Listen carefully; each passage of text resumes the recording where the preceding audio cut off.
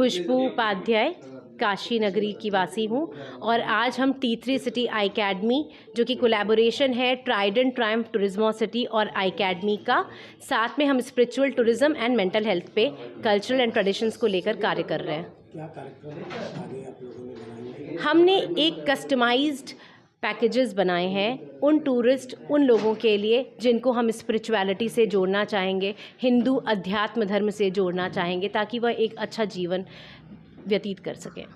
क्या जो लोग कुंभ जा रहे हैं इसको लेकर भी आप लोगों की जी, कुंभ में, हाँ जी जी, कुंभ में हमारे लग्जूरियस स्टे के साथ साथ आपको अध्यात्म और अनुभूति दोनों का संगम मिलेगा उस संगम शहर में, जहाँ पर आप अध्यात्म को अपना सकते हैं, संत और सन्यासियों का सानिध्य प्राप्त कर सकते हैं, साथ ही योग को, जिसको कि आपको अपने जीवन शैली में रोज़ करना चाहिए। जब आप गंगा किनारे वहाँ रहेंगे तो आपका वो जो अनुभव होगा वह आपके स्वयं के लिए होगा। तो उसी तरीके के हमने कस्टमाइज्ड एक्सपीरियंस पैकेजेस बनाए हैं अपने खास सैलानियों के लिए।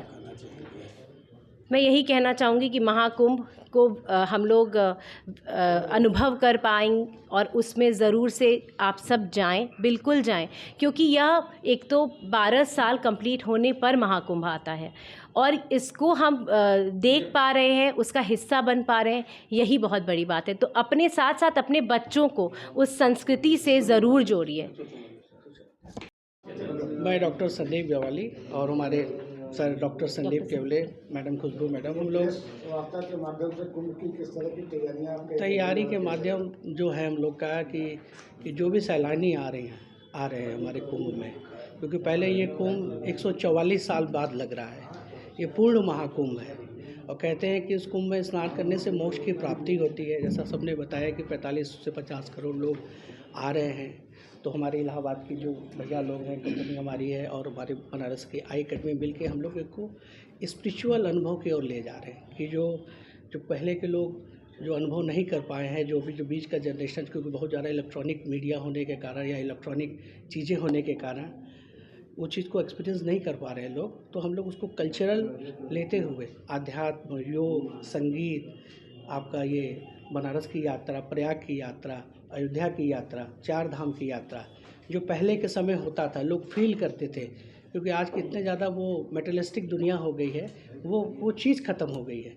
और उसी को एक्सपीरियंस करने के लिए हम लोग ने इस चीज़ को शुरुआत किया है और जिसमें अपनी जितनी भी सांस्कृतिक विरासत को, सभी चीज़ों को जोड़ते हुए हम लोग उसको आगे बढ़ा रहे हैं, जनरेशन टू जनरेशन इसको फॉरवर्ड कर रहे हैं। चैनल के माध्यम से जन संदेश मेरा ये है कि लोग अपने संस्कृति, अपने रूट से जुड़े, बहुत ज़्यादा मेटेरियलिस्टिक न हो दुनिया में, क्योंकि सबसे इम्पोर्टेंट ये है कि अपनी पुरानी चीज़ों का मान सम्मान रखें, जो पूर्वजों से चली आ रही चीज़ों को उसको मान करें, हमारे जो आने वाले बच्चे हैं उसको ध्यान दें, माता पिता भी उसको ध्यान दें और जनरेशन टू जनरेशन ये चीज़ फॉरवर्ड हो। सर, आज का जो प्रेस वार्ता रखा गया है, आध्यात्मिक स्पंदन क्या है, किस प्रकार का अनुभूति कराएगी लोगों को? जैसे पता है, जैसे कुंभ लग रहा है, कुंभ में हम क्या करते हैं कि लोग स्नान करने के लिए जाते हैं, तो हमारा उद्देश्य केवल स्नान कराने का नहीं है कि आदमी आए स्नान करके जाए, हमको अनुभव कराना है। अनुभव कराने का मतलब कि त्रिवेणी संगम क्या है, प्रयाग का क्या महत्व है, ये सारी चीज़ों के बारे में भी लोगों को कनेक्ट करना है, जोड़ना है।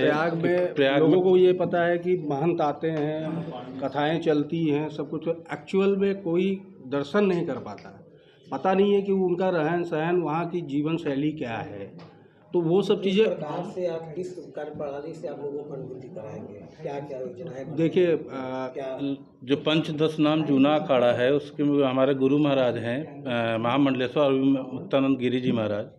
तो जूना अखाड़ा का जो महामंडलेश्वर नगर बनता है, वहाँ पे लोगों को रुकाएंगे, साधु सन्यासियों के सानिध्य में उनको एक मौका देंगे कि वो अनुभव कर सकें। जैसे लोग कल्पवास करते हैं, 1 महीने का कल्पवास करते हैं, ज़मीन में रेत में सोते हैं, उससे जुड़ी हुई क्या लगता है कि जैसे संगम की नगरी में, मतलब अगर प्रयागराज की बात करें, रात में अगर कोई उस जगह पे रहे और वो अनुभूति करेगा कि ऐसी जगह दुनिया में कहीं नहीं मिलेगी। पूरी रात वो घूमना चाहेगा, दर्शन करना चाहेगा। कैसे जुड़ेंगे आपसे लोग और किस प्रकार से?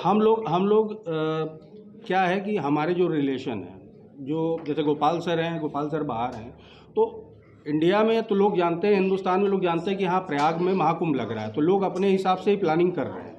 भाई आस्था जुड़ा हुआ है, आस्था से लोग जो आस्था मानते हैं वो आते हैं। लेकिन फॉरेन में क्या है कि बाहर लोग इस चीज़ से जुड़ना चाहते हैं, उनको वे चाहिए, रास्ता चाहिए जुड़ने के लिए। तो उस चीज़ को हम लोग कहीं ना कहीं कनेक्ट कर रहे हैं एक दूसरे से। और इतनी अच्छी अच्छी चीज़ें हैं प्रयागराज में, जैसे अपने वाराणसी में है, लोग आते हैं तो पूरी जगह नहीं घूम पाते। क्यों? अपने हिसाब से आएंगे तो 2 जगह घूमे चले गए। लेकिन बनारस में भी बहुत एकेडमी जो है भारतीय संस्कृतियों को दिखाएगी। जी मतलब हाँ, जितनी चीज़ें हैं, अनुभूति जितनी है, जो कल्चरल हेरिटेज है, उसकी पूरी टीम है हमारे पास। और आप जो ट्राइडेंट वाले हैं, इनकी कनेक्शन। उद्देश्य ये है कि पर्यटन नहीं आदमी करे, अनुभव करे। ठीक लंबा हो गया।